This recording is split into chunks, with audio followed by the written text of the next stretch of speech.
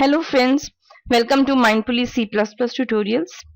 अपने इस ट्यूटोरियल में हम जानेंगे कि हमें ऊप्स कंसेप्ट की जरूरत क्यों हुई। Need of oops. ऊप्स के आने से पहले जैसे कि हमने आपको बताया कि सभी लैंग्वेजेस जो प्रोसीजर बेस्ड लैंग्वेजेस थी, यानी कि प्रोसीजर ओरिएंटेड लैंग्वेजेस थी, अब हम प्रोसीजर ओरिएंटेड लैंग्वेज को ऑब्जेक्ट ओरिएंटेड लैंग्वेज के साथ कंपेयर करेंगे।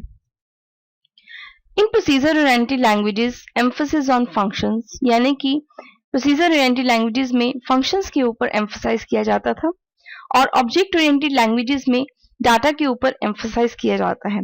जैसा कि हम जानते हैं कि प्रोग्राम का मेन पार्ट उसका डाटा होता है, यानी कि उसका क्रिटिकल पार्ट उसका डाटा होता है, और कुछ डाटा ऐसा होता है जिसे हमें हाइड करने की जरूरत होती है, यानी कि जो प्रोग्रामर्स होते हैं वो अपने सभी डाटा को एक्सटर्नल एक्सेस नहीं देना चाहते।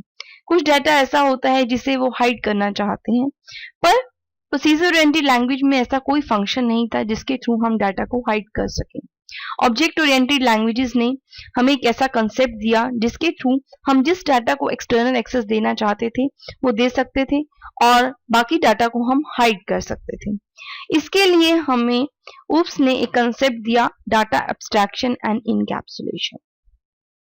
ऊप्स में हम प्रोग्राम को ऑब्जेक्ट्स में डिवाइड करते हैं।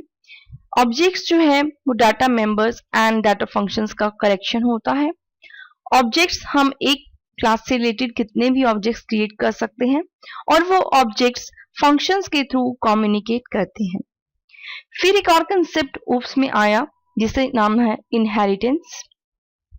इनहेरिटेंस का मतलब होता है रीयूजेबिलिटी, यानी कि एग्जिस्टिंग क्लासेस से, एग्जिस्टिंग फंक्शन से एक न्यू फंक्शन या एक new class banana, that is inheritance. साथ ही हमने देखा कि किस तरह से प्रोसीजर ओरिएंटेड लैंग्वेजेस जो है ऑब्जेक्ट ओरिएंटेड लैंग्वेजेस से डिफरेंट है।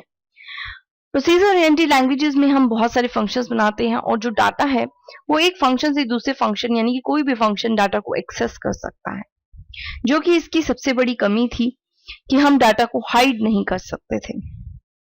अब हमने जाना कि हमें ऊप्स की जरूरत क्यों हुई, यानी कि डाटा को हाइड करने के लिए, और कुछ ऐसे फीचर्स ऊप्स में आए जिसने प्रोसीजर ओरिएंटेड लैंग्वेजेस को पीछे किया। अब बात आई, हम ये नहीं कह सकते कि आज हमें प्रोसीजर ओरिएंटेड लैंग्वेजेस की जरूरत नहीं है, मगर कुछ ऐसे फीचर्स और ऐड हो गए हैं ऊप्स में जो इसको थोड़ा सा, इसके यूज को थोड़ा सा कम कर देते हैं। अब आती है एप्लीकेशंस ऑफ ऊप्स, यानी कि किन किन एरिया में हम ऊप्स कंसेप्ट्स को यूज कर सकते हैं।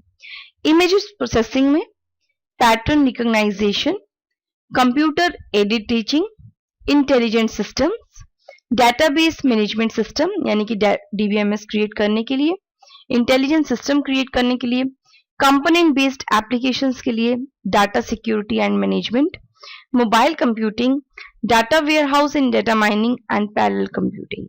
ये वो एरियाज हैं जहां पर हम ऊप्स कंसेप्ट का यूज करते हैं। अपने इस ट्यूटोरियल में हमने दो कंसेप्ट्स क्लियर करे, needs of oops and applications of oops. अब हम अपने नेक्स्ट ट्यूटोरियल में सी प्लस प्लस के बारे में और कुछ जानेंगे। Till then, bye, thank you.